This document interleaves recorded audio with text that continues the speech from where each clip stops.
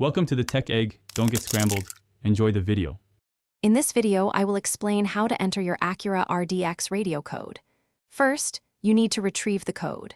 Check your glove box for the anti-theft ID card, which often has the code printed on it. If not, you can find the radio's serial number by holding down the power and preset 1 and 6 buttons simultaneously.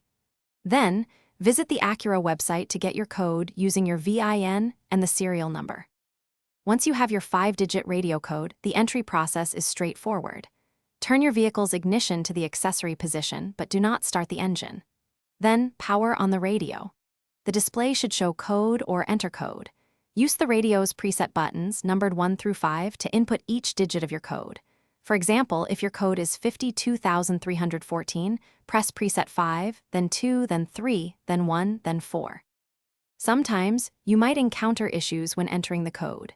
Double-check that you have the correct 5-digit code. A single incorrect digit will prevent it from working. If the display shows error after multiple attempts, turn off the ignition and wait about 10 minutes before trying again. This allows the system to reset. Also, ensure your car battery has enough power, as a low battery can sometimes cause display malfunctions.